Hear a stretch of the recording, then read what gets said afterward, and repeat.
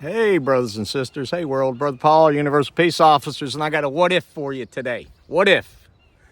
So what if, as we've been taught, God's gifts of sonship, being his son, God's gift of grace, mercy, peace, what if all those gifts are things that we just have to accept the gift, and then God opens the door and allows us to be a part of those things? Because that's what we're taught and told, and I believe that in my heart.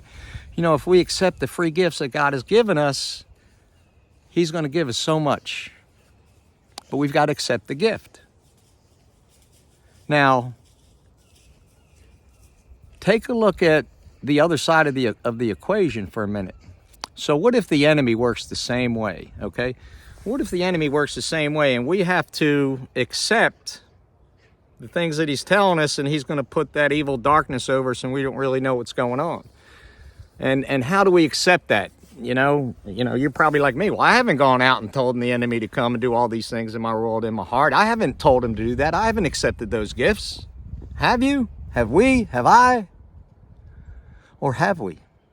Take a look at some of the symbolism you see in the television, in the entertainment, in the music videos, in the halftime shows, the Super Bowl shows, the Olympic opening celebrations, all the awards, all the movies and the television shows, all the things that you maybe don't see, or you see but you don't really see, and they just put it out there, and we accept these things and we think it's just TV and it's just Hollywood and it's just entertainment. It's just advertising. Is it? Is that all it is? Think about it for a minute. Ask God to kind of touch your heart. Just be still for a minute and take a look at some of the things you have seen. Sometimes it happens so quick.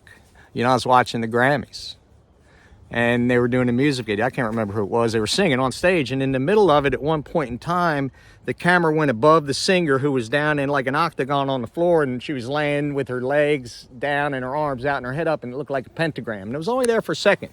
You know, and people might think I'm crazy. Paul, you're making that crap up. You're saying things. I've seen it so many times. The last couple years I've been watching for the predictive program, and I see those things that are on there.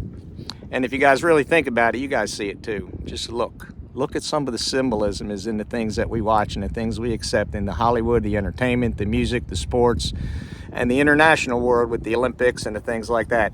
How many times are people up there giving thanks to God or Jesus after they won a soccer match, and when you replay that video, they cut that part out? Why do they do that? Why do they do that? We, in my opinion, are born from the man who committed the first sin, Adam, and his sin was silence. I am not going to let silence be the sin of me today. There's a lot of other things I struggle with, but silence will not be one of them. I will stand and use my voice and my heart to encourage people to really stop and look and listen. Accept the gifts that God has given you and stand against the things the enemy is trying to impart on you. Stand for truth. Stand for the Judeo-Christian principles of our country. Stand for your brothers and sisters. They try to divide us in so many ways, by race, religion, political affiliation, socioeconomic class, everything. But God didn't want it that way. We're all brothers and sisters. We're all his kids, and we accept his invitation. And when we do that, we don't have to be subject to the rulers and the authorities and the powers of this dark world and the spiritual forces of evil in the heavenly realm, which are at play, which I believe are impacting our society. And I believe there's too many people that don't see the subliminal messaging, and they're accepting things without even realizing it, and we're giving the devil a foothold in our hearts, a stronghold in our spirit. And that's not what we want to do. We want to be aware. Fix your eyes on things that are unseen, because things that are seen are temporary and things that are unseen are eternal. Close your eyes and ask God to show you.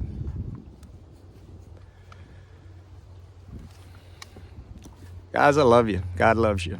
I know he loves me. I'm going to continue to try to do all I can to help spread this message and try to encourage my brothers and sisters to do the same, to look at their heart and ask God how he can use them in the area that they are, and be where their feet are, but speak God's love and God's peace and God's truth. God, fill me with peace, love, and compassion. Fill my family and friends with peace, love, and compassion, Lord. Fill all the earth and all humanity with peace, love, and compassion. God bless America. Peace officers out.